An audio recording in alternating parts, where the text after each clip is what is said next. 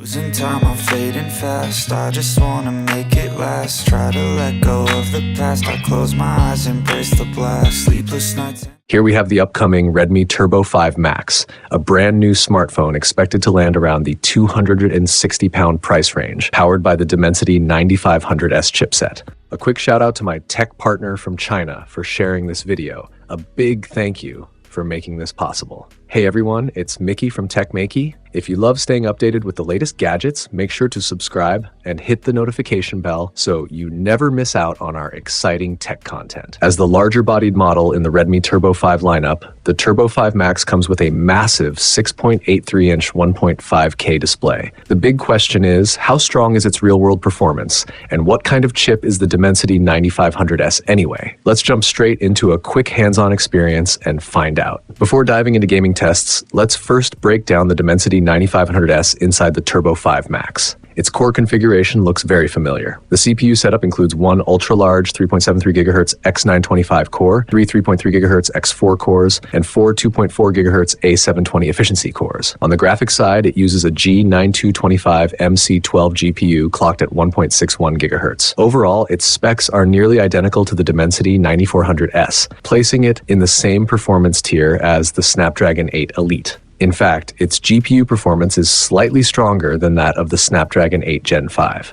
The Redmi Turbo 5 Max also comes equipped with Redmi's self-developed Raging engine. This newly upgraded engine is designed to fine-tune CPU and GPU performance margins with greater precision, aiming to keep frame rates as stable as possible during heavy workloads. With that in mind, let's see how the Dimensity 9500S actually performs in real gaming scenarios. We'll start with a high-stress test, Honkai Impact 3rd. The Redmi Turbo 5 Max supports the highest graphics settings at a demanding 997p resolution. Under this load, the phone delivered an average frame rate of 59.2 FPS. For roughly the first 25 minutes, performance stayed very steady, with only minor dips appearing toward the end of the session. During the entire test, power consumption averaged 7.93 watts, while the maximum surface temperature reached 50.6 degrees Celsius.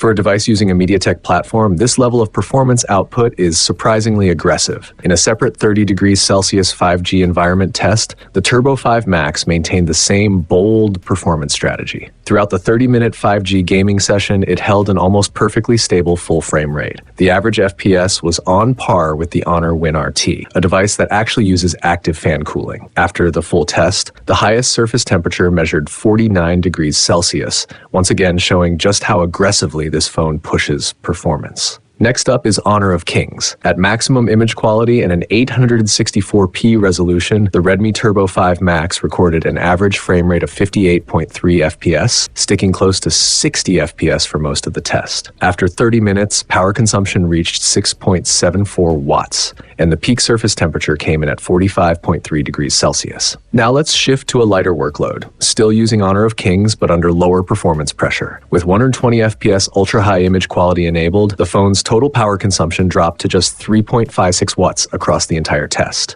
This result is no weaker than phones running the Dimensity 9500, suggesting that under lighter loads, the performance gap between the 9500S and 9500 is minimal. After testing, the highest temperature recorded was only 38.9 degrees Celsius, and the phone remained cool to the touch. This time around, the Redmi Turbo 5 Max arrives with the Dimensity 9500S platform at a price point of roughly 2,500 yuan, making it an extremely competitive option in the mid-range segment. Considering that this generation of flagship chips doesn't bring massive improvements over the previous one, the Dimensity 9500S, positioned to compete directly with the Snapdragon 8 Elite, actually edges out the Snapdragon 8 Gen 5 in raw performance. The main reason is that the 8 Gen 5's GPU still falls slightly behind both the 8 Elite and the 9500S. All things considered, the Redmi Turbo 5 Max delivers standout performance for a mid-range phone. Its overall performance is genuinely impressive, and it's definitely a device worth keeping an eye on as we wait for its official launch. That's it for today's video. If you enjoyed it, long press that like button to show your support, and don't forget to subscribe to the channel. See you in the next one.